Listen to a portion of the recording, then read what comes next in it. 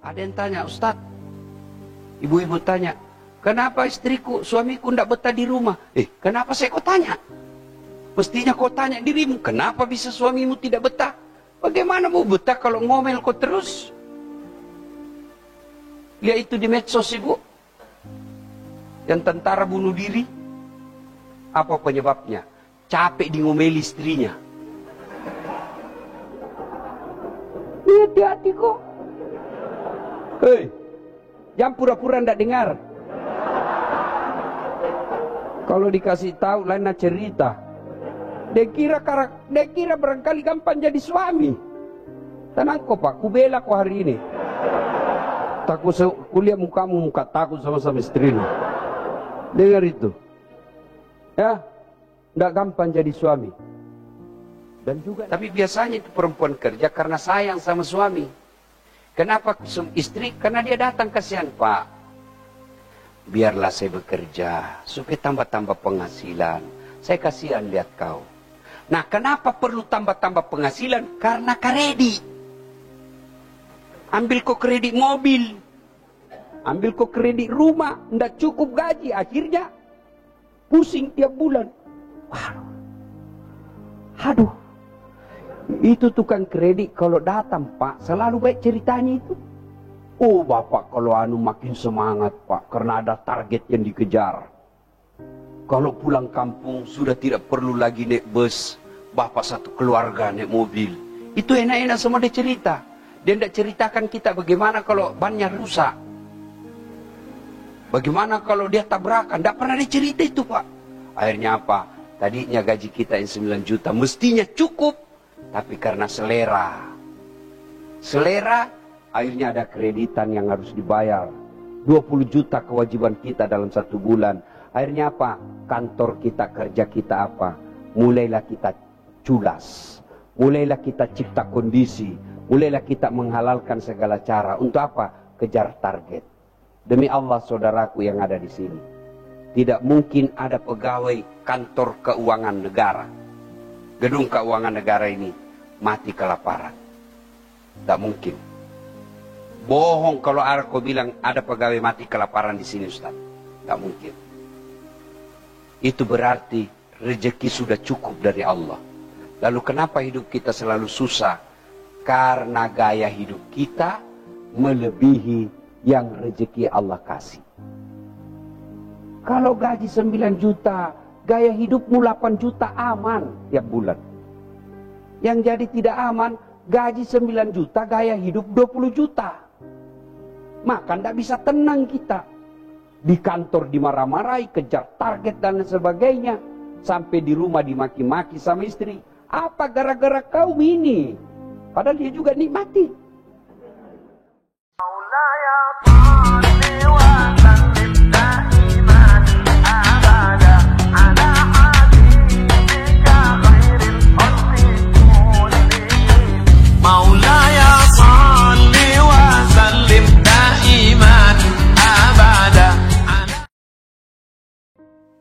Tidak masuk akal. Tapi kalau Allah yang tolong kau bos, pasti. Tidak masuk akal bagaimana pegawai honor bisa haji. Jangan kau pikir bagaimana caranya. Biar Allah yang aturkan kau caranya. Kau bekerja saja lillahi ta'ala. Tiba-tiba dapat kau hadiah. Bagaimana caranya kita bisa sekolah. Jangan kau pikir. Yang kau pikir kau perbaiki kerjamu. Allah yang carikan kau kerja. Caranya. Bagaimana caranya saya bisa haji? Kamu memang tidak bisa pikir gimana caranya gaji 9 juta kehidupan ini sekarang ini. Jangan pikir itu Pak. Yang Bapak pikir saja bikin mimbar. Bikin mimbar yang baik. Bikin mimbar ini. Ya bekerja dengan baik. Biar Allah yang turunkan pertolongannya. Kalau Allah yang menolong kita, tidak ada yang mustahil di sisi Allah. Maka makna hijrah kali ini adalah mari bekerja dengan sebaik-baiknya. Tunjukkan prestasi dengan sebaik-baiknya. Bikin mimbar sebaik-baiknya. Biar Allah yang ngatur. Tiba-tiba Bapak ini yang masih muda-muda bisa jadi kepala kanwil di sini. Alhamdulillah bisa jadi staf ahli menteri di Jakarta. Bikin aja mimbar. Biarkan nanti mimbar itu kemana perginya, Allah yang ngaturkan. Nah, yang berikutnya, poin ketiga. Hijrah dalam konsep pengertian sejarah pindahnya Nabi hanya sekali terjadi. Tapi hijrah dalam arti berkaitan dengan dosa, maka hijrah itu adalah taubat. Mana ada manusia yang tidak ada dosanya? Mana ada, Pak? Nih. Kita semua di sini. Muka-muka penuh dosa sama kita ini, Pak. Istri aja kita tipu. Di sini rapat. Merapat, ternyata pergi merapat. Ada yang tanya, Ustadz. Ibu-ibu tanya, kenapa istriku, suamiku tidak betah di rumah? Kenapa saya kau tanya? Mestinya kau tanya dirimu, kenapa bisa suamimu tidak betah? Bagaimana mau betah kalau ngomel kau terus? Lihat itu di medsos, Ibu. Yang tentara bunuh diri. Apa penyebabnya? Capek di ngomeli istrinya.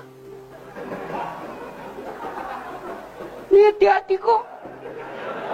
Hei, jangan pura-pura ndak dengar. Kalau dikasih tahu lain cerita. Dia kira barangkali gampang jadi suami. Tenang kok, Pak, kubela kok hari ini. Takut kuliah mukamu muka takut sama istri lu. Dengar itu. Ya, ndak gampang jadi suami. Dan juga ndak gampang jadi istri. Coba lihat deh, dia bantuku kerja. Jadi pegawai lagi di sini. Apa perempuan haram kerja? Ndak. Selama dapat ridha dari suami dan fungsi jalan. Apa itu fungsinya? 1 sebagai ibu, 2 sebagai istri. Selama dia jalankan fungsinya sebagai istri, jalan baik, tidak terganggu, dan fungsi sebagai ibu, jalan baik, tidak terganggu, itulah yang perempuan spesial. Tapi demi Allah, hebat di kantor, bisa sampai kanwil. Tapi suami tidak terurus. Anak jadi anak durhaka dan narkoba, demi Allah, 0 kau di hadapan Allah. Tidak ada nilainya perempuan begitu. Sampai kapan kau bisa jaya? Pensiun, wabillahi taufiq wal hidayah. Capuko. Maka boleh perempuan bekerja.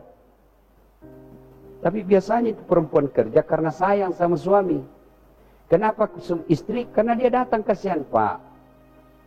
Biarlah saya bekerja supaya tambah-tambah penghasilan. Saya kasihan lihat kau. Nah, kenapa perlu tambah-tambah penghasilan? Karena kredit. Ambil kok kredit mobil. Ambil kok kredit rumah, ndak cukup gaji, akhirnya pusing tiap bulan. Aduh. Itu tukang kredit kalau datang, Pak, selalu baik ceritanya itu. Oh, Bapak kalau makin semangat, Pak, karena ada target yang dikejar. Kalau pulang kampung sudah tidak perlu lagi naik bus, Bapak satu keluarga naik mobil. Itu enak-enak semua dia cerita. Dia tidak ceritakan kita bagaimana kalau bannya rusak. Bagaimana kalau dia tabrakan? Tidak pernah dicerita itu, Pak. Akhirnya apa? Tadinya gaji kita yang 9 juta. Mestinya cukup. Tapi karena selera. Akhirnya ada kreditan yang harus dibayar. 20 juta kewajiban kita dalam 1 bulan. Akhirnya apa? Kantor kita, kerja kita apa? Mulailah kita culas. Mulailah kita cipta kondisi. Mulailah kita menghalalkan segala cara. Untuk apa? Kejar target. Demi Allah, saudaraku yang ada di sini, tidak mungkin ada pegawai kantor keuangan negara, gedung keuangan negara ini mati kelaparan. Tidak mungkin. Bohong kalau aku bilang ada pegawai mati kelaparan di sini, Ustaz. Tidak mungkin. Itu berarti rezeki sudah cukup dari Allah. Lalu kenapa hidup kita selalu susah? Karena gaya hidup kita melebihi yang rezeki Allah kasih. Kalau gaji 9 juta, gaya hidupmu 8 juta aman tiap bulan. Yang jadi tidak aman, gaji 9 juta, gaya hidup 20 juta. Maka tidak bisa tenang kita. Di kantor dimarah-marahi, kejar target dan sebagainya. Sampai di rumah dimaki-maki sama istri. Apa gara-gara kau ini? Padahal dia juga nikmati. Maka yang terbaik tahun baru Hijriah ini, mari mulai kita tingkatkan hijrah kita dengan bertaubat kepada Allah Subhanahu wa taala atas dosa yang kita lakukan. Bagaimana cara bertobatnya Ustaz? Satu, ada yang tobat bil lisan. Memperbanyak kalimat istighfar. Astaghfirullahaladzim azim wa atubu ilaihi la ilaha illa anta subhanaka inni kuntu minadz dzalimin. Apakah istighfar itu hanya berkaitan dosa? Tidak. Kalau istighfar hanya berkaitan dosa, maka mestinya Rasulullah tidak perlu istighfar. Karena Rasulullah tidak punya dosa. Tapi sejarah membuktikan Rasulullah sekali duduk 70 sampai 100 kali istighfar. Satu kali duduk, tidak ada dosanya itu. Nah, istighfar itu kenapa? Karena kita merasa bahwa ibadah yang kita lakukan, amal yang kita lakukan, belum bisa membalas nikmatnya Allah Subhanahu wa taala. Dengan cara apa? Melazimkan dan membiasakan diri sholat sunnah taubat. Selesai sholat maghrib, nunggu isya, silahkan lakukan sholat sunnah taubat kalau sudah sampai di rumah. Berapa rakaat? 2 sampai 6. Artinya apa? 2 rakaat baik, 4 rakaat bagus, 6 rakaat lebih utama. 2 rakaat boleh. Apa bacaannya? Sama sholat sunnah yang lain. Niatnya, Bapak kalau duduk, sudah sholat maghrib, nggak ada kegiatan, saya mau sholat taubat. Itulah niat, nggak mesti diucapkan. Mau ucapkan juga boleh. Bagi ulama-ulama yang lain, bermazhab Syafi'i diucapkan. Mazhab yang lain, diucapkan pun boleh. Makanya jangan heran Pak, Bapak lihat ada orang masuk masjid, Allahu Akbar. Kalau kita kan lama dulu toh, loading itu.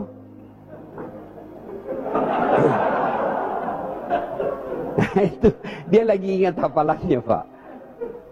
Mau ucapkan sholli sunnatal taubat raka'ataini lillahi ta'ala. Bahasa Indonesianya, saya niat salat sunat taubat 2 rakaat sunnah hukumnya bagi saya lillahi ta'ala. Cara praktis saya sudah menghadap kiblat saja, berdiri tegak baru bilang bagi saja, Tuhan, salat taubat ya. Allah. Ya ketawa serius kayak ini. Boleh. Daripada nu tunggu nu hafal. Nggak nu hafal-hafal, nggak sembahyang mah kok. Ya kan? Coba lihat itu kan ada orang sholat. Terutama itu di Arab, di Mekah. Coba lihat Pak. Orang Arab jalan-jalan masuk masjid langsung takbir. Allahu Akbar. Macam-macam juga takbirnya. Ada yang begini. Ada yang begini. Ada yang begini. Terserah Pak. Semua itu ada imam mazhabnya. Ada juga saya lihat kayak semangat sekali. Ada juga begitu. Ada, jangan mau celai orang, biar nih, ya silakan. Nah, mudah-mudahan mulai tahun ini, kalau tidak bisa tiap malam, ya 2-3 kali sepekan, pulang kantor, rehat sejenak selesai salat maghrib, kita lanjut menunggu isya, salat sunat taubat. Tidak ada kegiatan di kantor, semua pekerjaan clear. Jam pulang belum datang. Oke, belum tiba saatnya pulang. Pegang tasbih, kita istighfar. Meskipun ada yang katakan, itu tasbih itu bid'ah, tidak ada pada zaman Nabi. Biar nih. Yang tidak mau pakai, tidak usah. Tapi jangan ku bilang sesat orang yang pakai. Kenapa orang pakai, Pak? Itu, kalau Bapak pegang tasbih, orang Bugis bilang pilang-pilang, itu kan ada target. Kita tidak berhenti sebelum sampai itu. Kalau tidak ada biasanya kurang motivasi. Jadi itu sugesti saja. Dan kalau pegang pilam-pilam Pak, orang pegang tasbih, itu mulutnya pasti otomatis ingat Allah. Begitu dia pegang itu, pasti dia biasa. Subhanallah, alhamdulillah. Tidak ada orang pegang tasbih. Jalan kote 2, onde-onde 4. Nah, ada toh. Nah, sudah lakukan hijrah. Kerjaan kita ini. Sudah lakukan hijrah, kita memperbaiki diri. Apa hadiah? Kan di kantor juga harus ada hadiah. Ketika kita punya prestasi kan ada biasa hadiah dari kantor. Reward. Kalau salah punishment. Nah ini juga Allah kasih hadiah. Kalau kau betul-betul hijrah, maka Allah kasih hadiah. Innal ladzina amanu wal ladzina hajaru wajahadu fi sabilillahi ulaika yarjuna rahmatallahi wallahu ghafurur rahim. Allah akan memberikan rahmat dan berikan ampunan sebesar-besarnya. Bapak Ibu saudara-saudara sekalian, saudaraku, ini bukan kisah film karton. Ini bukan sinetron patolo-tolo. Apalagi film India. Mau pi habis baru datang polisinya. Bukan, Pak. Ini kisah nyata. Lalu apa kaitannya dengan kita mengambil kisah hijrah? Apa kaitannya? Saudaraku, mari hijrah di tahun ini dengan cara apa? Kau buatlah mimbar yang baik. Kau buat mimbar. Siapa yang pakai nanti mimbar ini? Jangan kau urus. Biarkan ada orang yang akan mengisi mimbar itu. Apa artinya? Ayo hijrah, saudaraku.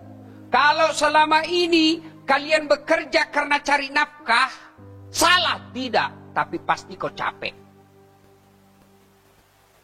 Kalau selama ini kamu kerja di gedung ini, cari muka sama Pak Kanwil 4 ini, capek bos.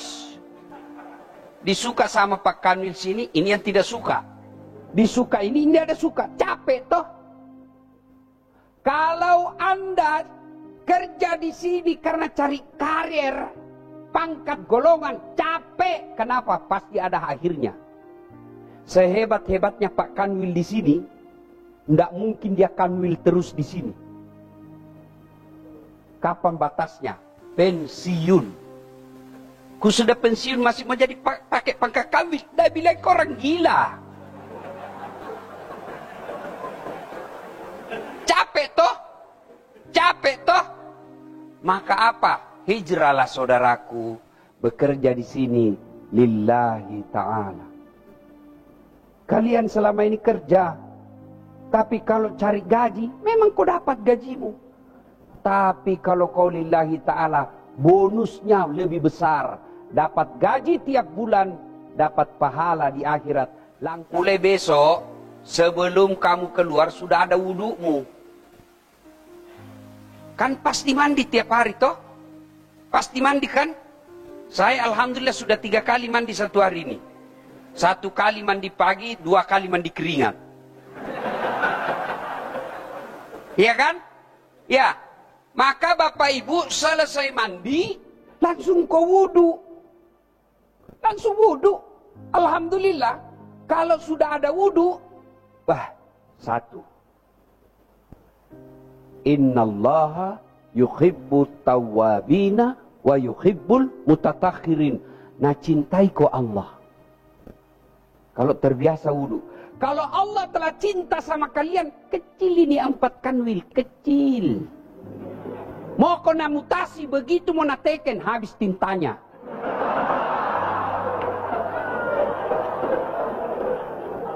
Iya, kalau Allah ya mau tolong Pak. Iya kan? Maka langkah-langkah kakimu dari rumah, jihad fisabilillah. Ada wudhu dulu. Sudah itu ada wudhu? Sudah cukup? Tidak. Sempurnakan dengan apa? Doalah dulu sebelum keluar rumah. Panggil istri. Sayang, sedekah kau dulu. Sedekahmu kepada istri cium jidat. Itu Nabi setiap mau pergi keluar, pasti beliau sedekah pada istrinya. Apa sedekahnya? Cium jidat. Jadi mulai besok Pak, sedekah sama istri. Nih. Kalau nak lupa suamimu, kasih ingat. Woi Pak, sedekah. Itu. Jangan ketawa, serius orang ini.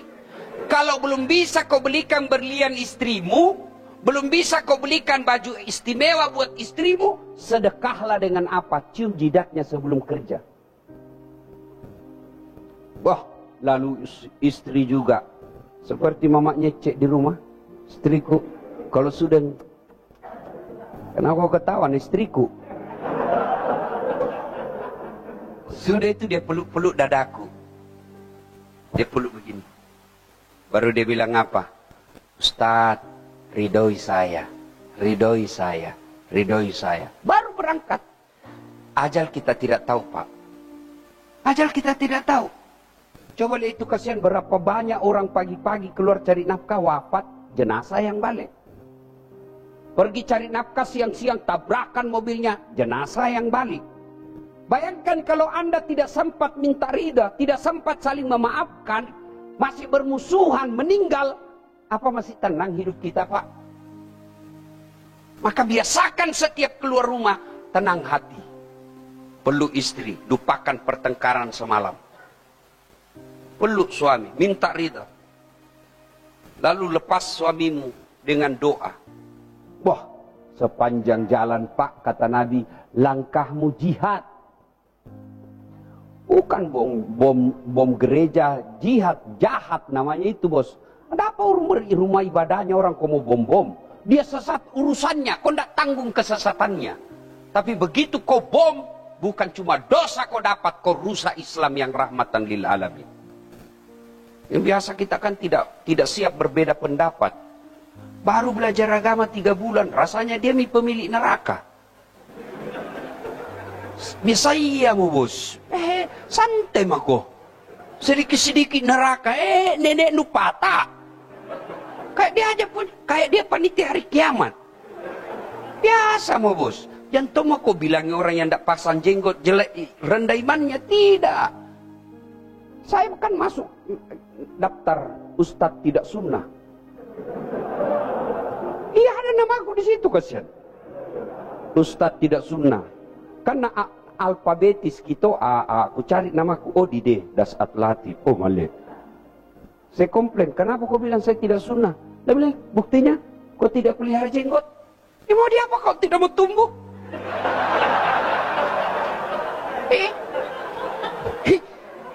Iya kan? Sudah ku kasih minyak, marah istri saya. Dia bilang, kau kasih kotor-kotor bantal. Sudah nanti. Nah, kita casing gitu. Hijrah itu tidak harus. Kan anak-anak sekarang, dulu kita kalau nakal ki, lalu baik ki, namanya taubat. Sekarang kan hijrah. Hijrah itu tidak sekedar pelihara celina jingkrang, enggak. Kalau bapak mau silakan, tapi jangan ku bilang sesat yang tutup mata kakinya. Enggak, karena berbeda pendapat dalam Islam itu biasa. Kalau kau maki dia, kau hina dia, kau dapat dosanya. Tapi kalau dia sesat dan kau tidak hina kesesatannya, kau tidak tanggung. Tapi begitu kita lecehkan, kita hina, kita ikut berdosa. Karena dia makhluk Allah. Kita kewajiban sebagai orang Islam mendakwakan saja, bukan memberi hidayah. Dakwakan saja. Oh, kalau di sini tidak cocok ini saya bahas ini. Marah dia tidak nak panggil mak lagi. Oh, cocok bahas ini. Supaya apa? Mereka mau dengar dakwah saja dulu. Sudah mau dengar dakwah buat mereka, itu sudah prestasi seorang dakwah. Soal dia mau dapat hidayah, jangan mau kecampuri urusannya Allah.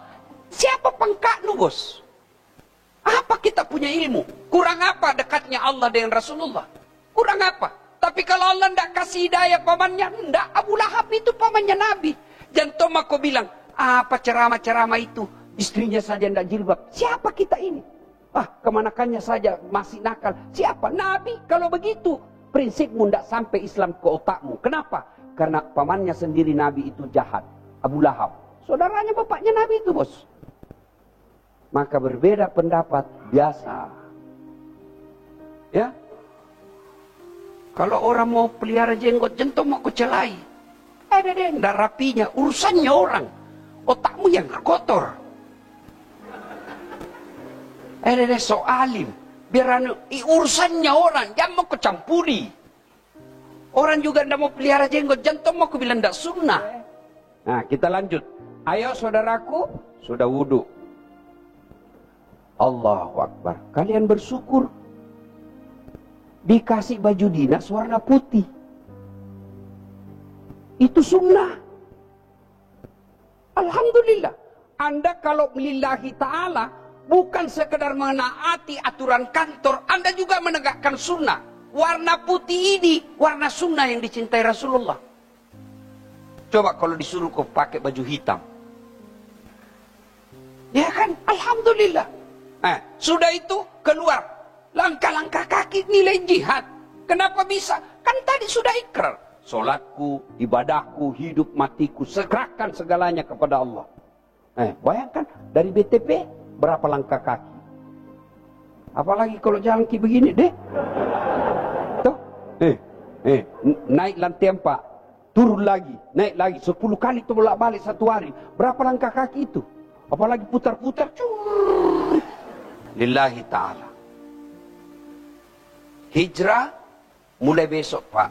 Setiap mau keluar, amalkan ini. Sudah ada wudu, tutup auratnya. Ibu-ibu yang pakai jilbab, alhamdulillah, tapi jangan sempit-sempit. Kadang tom pakai jilbab sempit-sempit, Pak. Itu tidak memenuhi syarat. Bapak-bapak juga yang suka sepeda, Allah larang olahraga, sunnah, tapi jangan kau sempit-sempit celanamu. Itu ibu-ibu tersinggung. Kau larang istrimu sempit-sempit, tapi kau pergi olahraga sempit bajunya, sempit celananya. Tidak malu kau itu dilihat mereka. Kecilnya lagi.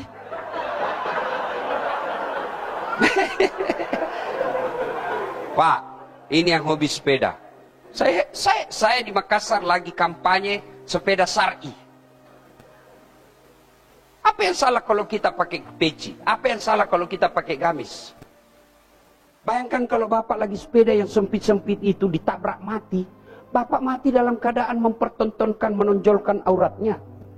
Tidak malu ketemu malaikat maut. Malaikat maut jengkecan ini, kajil-ijil sekali ini.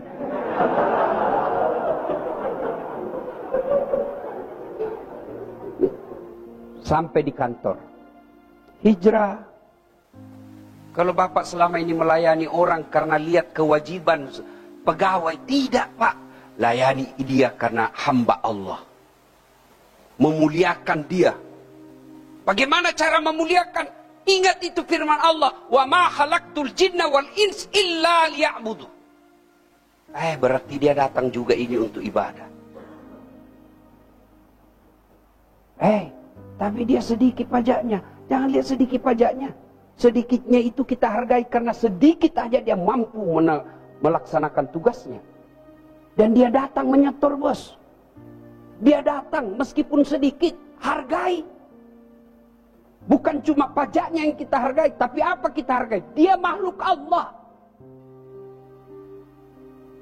Dan makhluk Allah namanya manusia lebih mulia dari malaikat. Tidak ada dalam Al-Quran. Manusia fi ahsani taqwim, sebaik-baik ciptaanku itu manusia. Kenapa malaikat disuruh judud, hormat kepada Adam ketika diciptakan Adam? Kalau Allah sampaikan ini makhluk saya paling mulia. Meskipun dia tidak sarjana, meskipun dia kasihan seadanya ilmunya, hormati dia. Kalau itu niatmu bekerja, insya Allah pahala. Cuma karena kita kerja cari cuan. Kalau pembayar pajak besar, dilayani dia baik. Coba, cipta kondisi, pura-pura susah. Digambarkanlah susahnya ini, Pak. Dan dia bilang, gampang, Pak. Saya bisa bantu. Tapi mengerti maki, Pak? Apa masuk nu cilaka?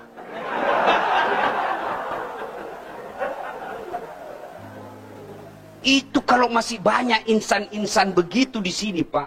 Percaya penghasilan kalian tidak berkah. Penghasilan tidak berkah. Keterlaluan kalian kalau tidak kerja dengan baik.